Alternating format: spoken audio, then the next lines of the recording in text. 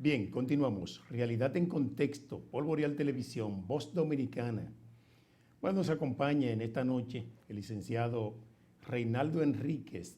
Reinaldo Enríquez es abogado, notario, magíster, especialista en derecho civil, derecho inmobiliario, también en el área laboral, con quien vamos a conversar en esta tarde o en esta noche sobre importantes temas en el área del derecho. Buenas tardes, Reinaldo. Buenas tardes. Buenas noches. O buenas noches, porque ya es de noche. Sí.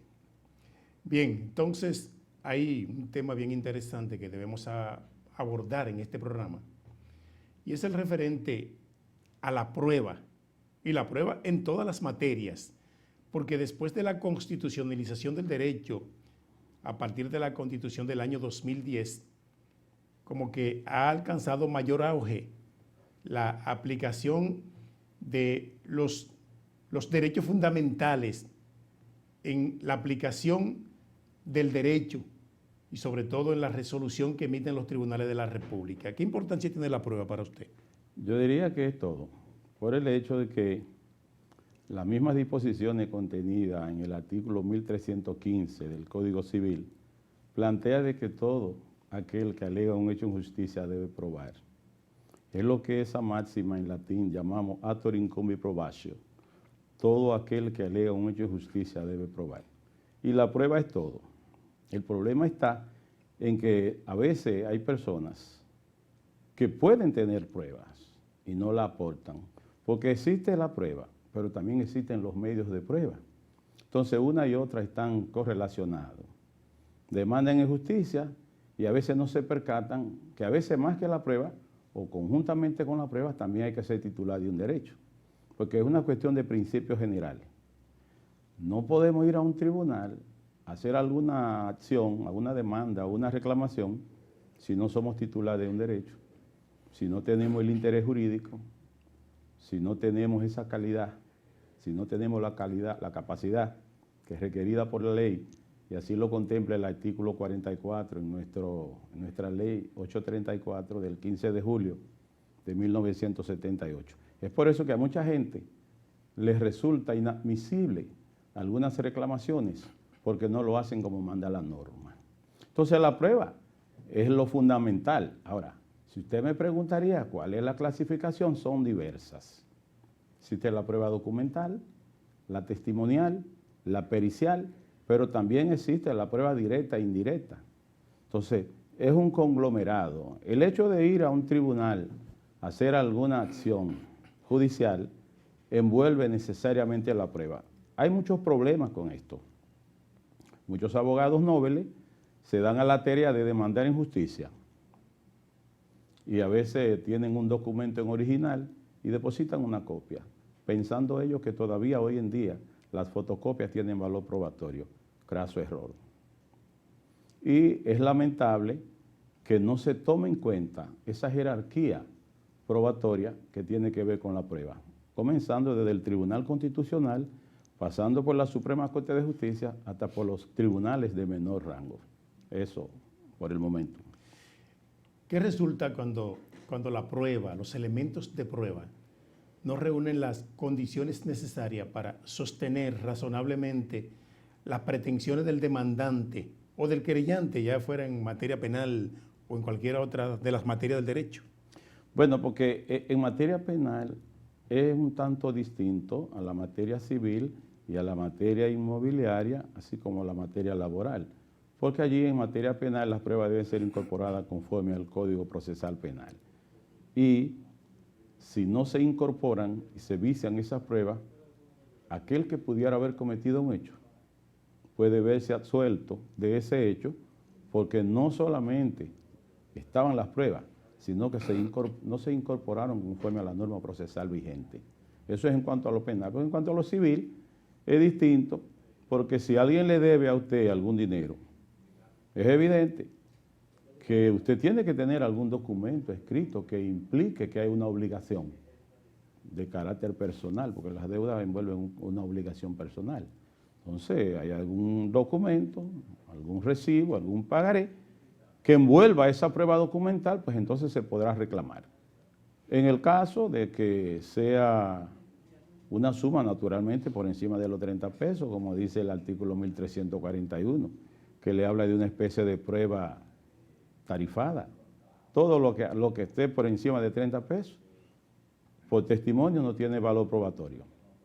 Lo que quiere dejar dicho que debe haber un documento que así lo confirme, que existe esa prueba, que obligue al uno con relación al otro para ese pago de ese crédito. ¿Qué importancia tiene el derecho común en la sustanciación de un hecho? Bueno, porque el derecho común prácticamente, si lo analizamos en el aspecto del derecho civil, el derecho común lo contiene el Código Civil. Porque hay el derecho común, pero hay leyes especiales. Entonces las leyes especiales normalmente, jerárquicamente, están por encima de las reglas ordinarias. Pero el derecho común es todo lo que envuelve en caso de que no haya alguna ley especial que así lo tipifique. Se aplica todo el derecho común que lo envuelve el código, que es el derecho de gente.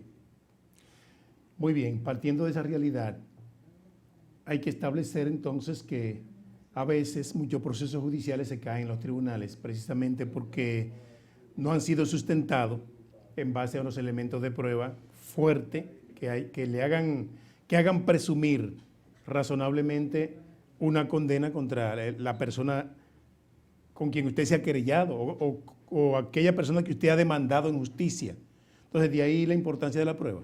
La importancia de la prueba es fundamental, es determinante en todo tipo de proceso, sea civil, laboral, penal, inmobiliario, en todo, es determinante, porque hay que cumplir con reglas de debido proceso y con una tutela efectiva, pero hay que tener elementos probatorios y hay que utilizar los medios probatorios que envuelve la misma norma procesal que tutela nuestra Constitución, sus artículos 69 y siguientes.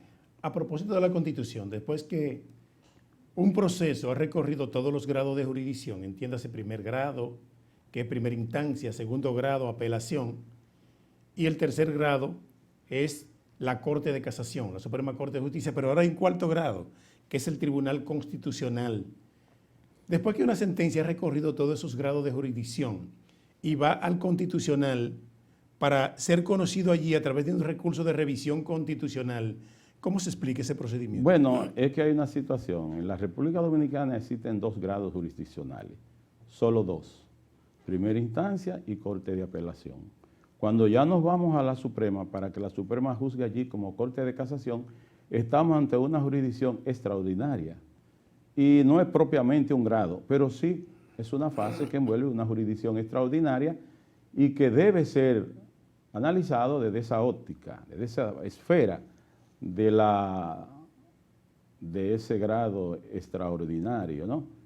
Y si alguien logra ganancia de causa en primer grado y lo logra en el segundo grado y luego se van a la Suprema y la Suprema desestima ese recurso de casación, es evidente que esa sentencia adquiere la autoridad de la cosa irrevocablemente juzgada. Ahora, ¿qué sucede?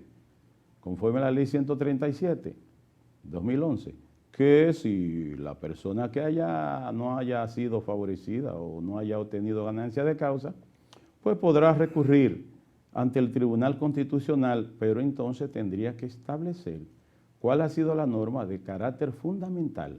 Porque recuerde usted que el Tribunal Constitucional, aunque se llame Tribunal Constitucional, propiamente no constituye un grado del orden del Poder Judicial, porque es un extrapoder. Aquello está para velar por la violación de las normas con carácter fundamental. Los derechos fundamentales. De derechos fundamentales. Sí. Entonces, cuando se habla de la revisión como recurso, ¿no?, de apoderamiento del Tribunal Constitucional, se hace uso de las disposiciones del artículo 188 de la misma ley 137 y coordinado con la Constitución, de la misma Constitución, coordinado con la ley 137 que regula el procedimiento o los procedimientos constitucionales, y es lo que nosotros le llamamos allí. Esa es una forma por la vía indirecta, es decir, por la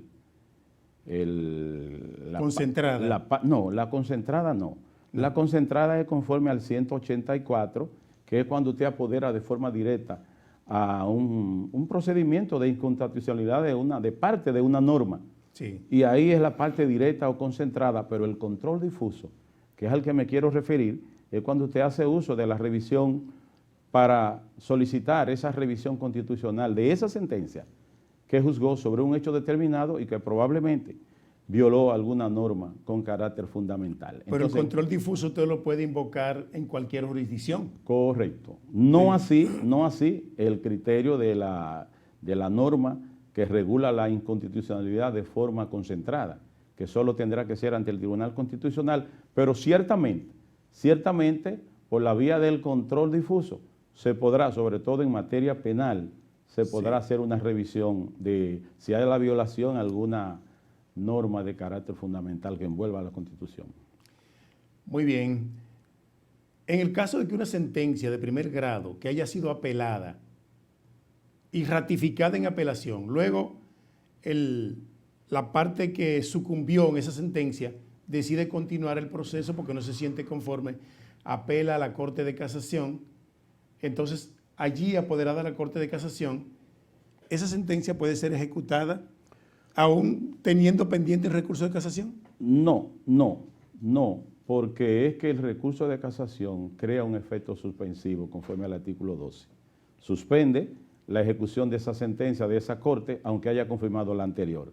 Entonces, hay que cumplir con la norma. Bien, vamos a la pausa. Continuamos en breve con el desarrollo de esta entrevista. Hoy muchos temas en el área de esa parte tan significativa que envuelve a los seres humanos como lo es el derecho. Regresamos en breve.